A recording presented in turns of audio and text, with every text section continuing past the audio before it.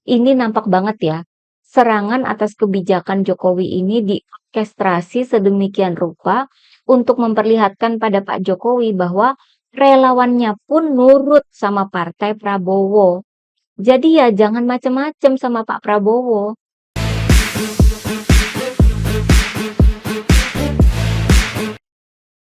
Hai teman-teman, jumpa lagi dengan saya, Nina Nor.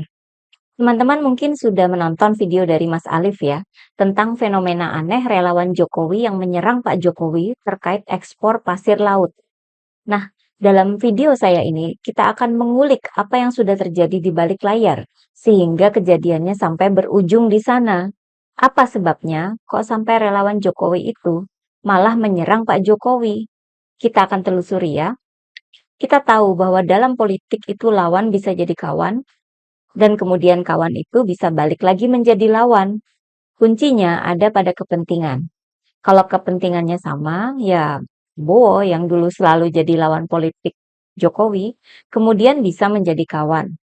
Perkawanan ini diteruskan ketika ada kepentingan bersama untuk menang dalam Pilpres 2024. Apalagi ketika pelanggaran etik di MK waktu itu kan tidak menimbulkan gejolak besar sampai ada demo-demo besar gitu ya. Dan akhirnya Prabowo menang dan para lawannya di Pilpres itu pun semuanya menerima kemenangan itu. Urusan Pilpres sudah selesai, partai-partai politik pun mempersiapkan diri untuk menghadapi Pilkada 2024.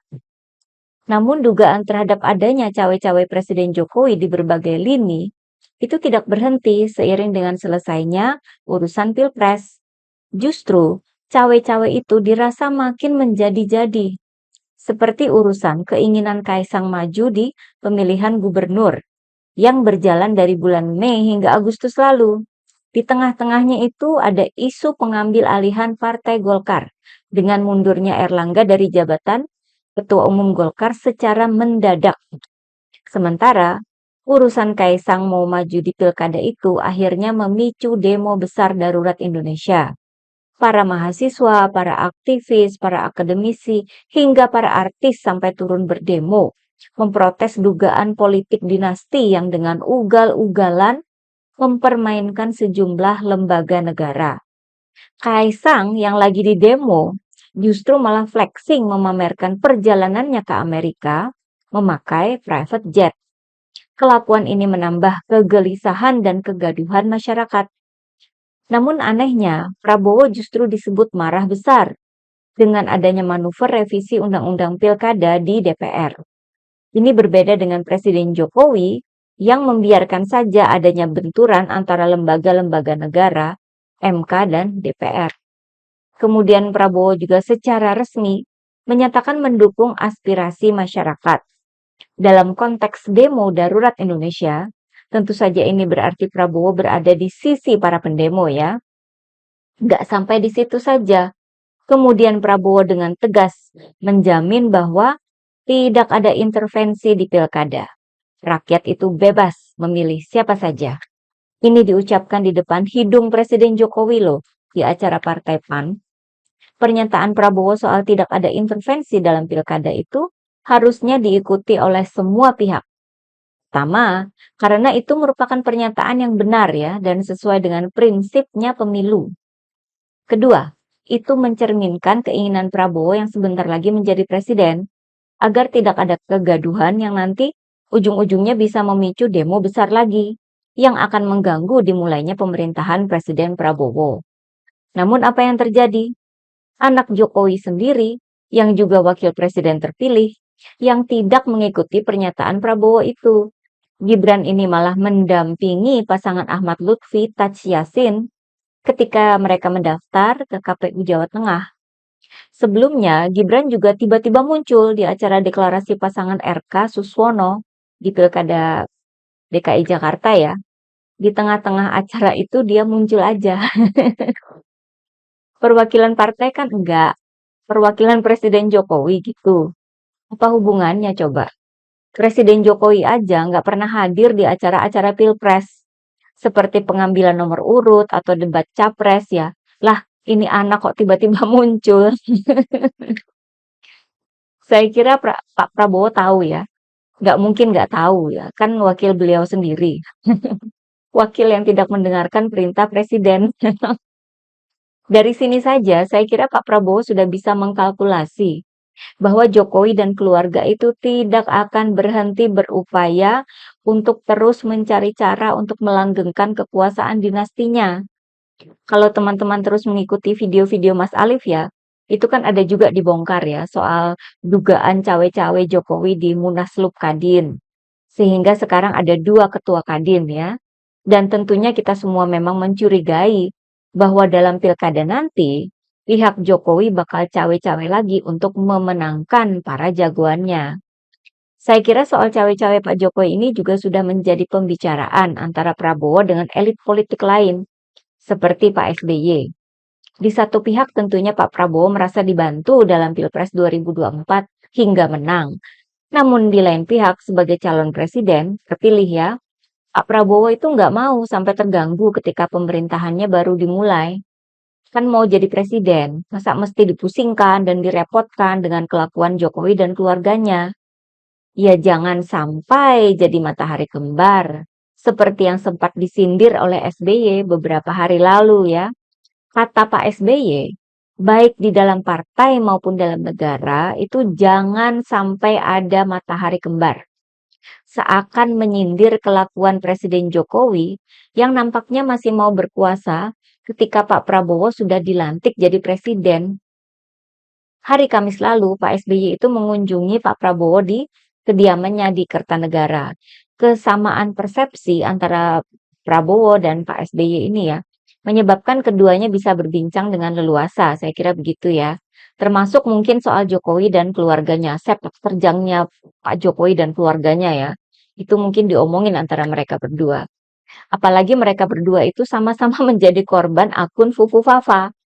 Jadi pas dong ya, bisa ngobrolin si Fufu Fafa. Kan anak mereka juga jadi korban. Anak Pak Prabowo, Mas Didit ya, dan anak Pak SBY, Mas Agus ya, AHY. Bayang nggak sih Pak Prabowo dan Pak SBY itu ngomongin Gibran berdasarkan pendapatnya Roy Suryo yang sudah 99,9% yakin bahwa dia itu pemilik akun Fufu Fafa. Hasil dari pertemuan Prabowo dan SBY sebenarnya sudah menjadi kode keras buat Pak Jokowi. Saat ini kan banyak keluhan ya soal ekonomi, banyak PHK, susah nyari kerja, kelas menengah makin terpuruk, banyak potongan-potongan kayak tapera dan lain sebagainya. Sementara Pak Jokowi kan yang diurusin itu kayaknya IKN melulu gitu ya. Ngurusin PON aja nggak bener.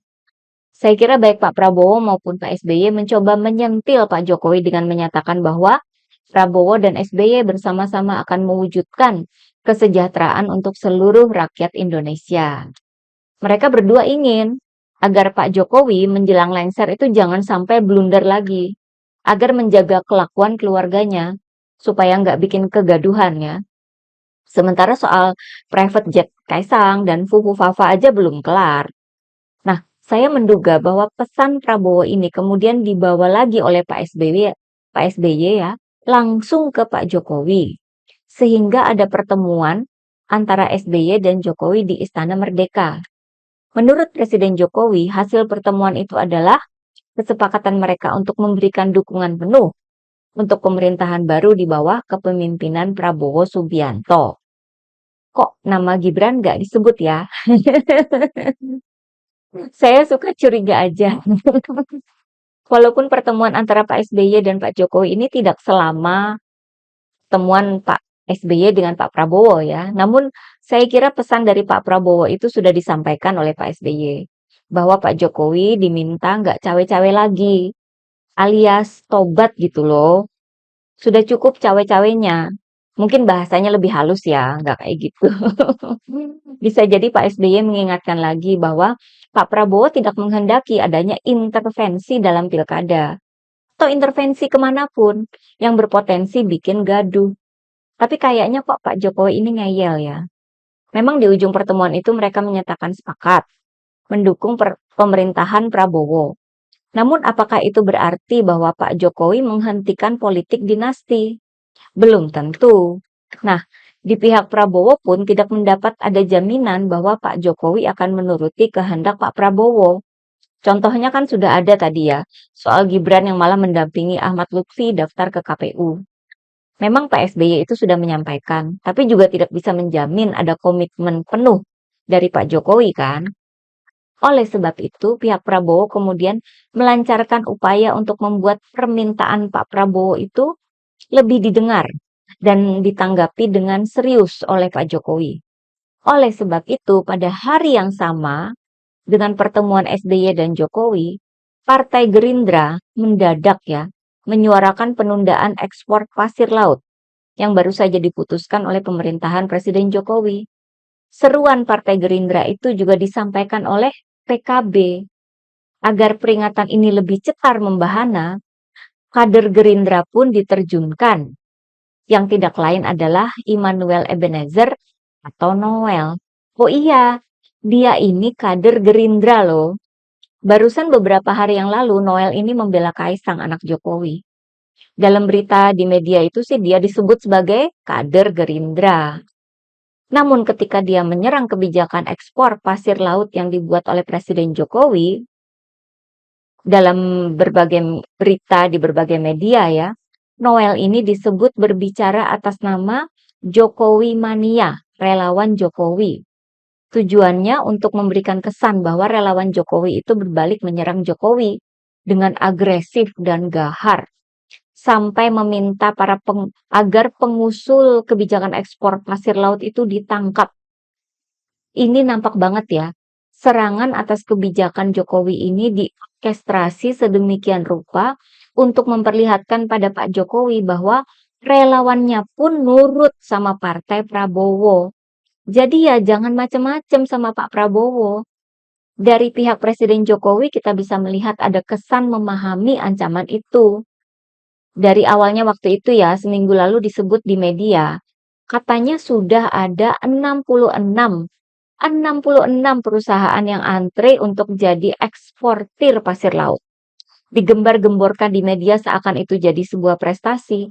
Tapi kemudian sesudah ada suara-suara permintaan penundaan dari Gerindra, PKB dan Jokowi Mania, yang ketuanya adalah kader Gerindra, bahasanya berubah ya.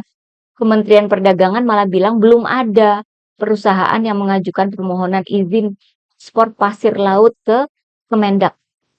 Dan Kementerian Kelautan dan Perikanan atau KKP juga ikutan mengklaim bahwa hingga saat ini belum ada perusahaan yang melakukan operasional pengerukan pasir laut setelah ada kebijakan ekspor itu. Bisa jadi ya Pak Jokowi akhirnya paham bahwa Prabowo serius meminta dia tobat ya, agar Pak Jokowi itu jangan ngeyel. Kalau ngeyel ya bisa aja Gerindra dan berbagai pihak menyerang kebijakannya. Seakan Gerindra itu oposisi bagi Presiden Jokowi. Serangan itu bisa kok dibuat terbuka ya. Bahkan bisa diamplifikasi. Seperti permintaan penundaan ekspor pasir laut ini ya. Ada Rocky Gerung yang bisa menyuarakan. Bahkan relawan Jokowi pun bisa dibuat berlawanan dengan Pak Jokowi loh. Emang ada yang mau membela Jokowi dalam hal ini? Saya kira Pak Jokowi harus mau nurut sih sama Pak Prabowo ya. Jangan sampai jadi matahari kembar. Tapi gimana ya, yang namanya kekuasaan atau power itu memang sangat menggoda sih ya. Kita tunggu saja perkembangannya ya teman-teman. Oke, bagaimana pendapat teman-teman? Sekian dulu dari saya, terima kasih atas perhatiannya. Begitulah kura-kura.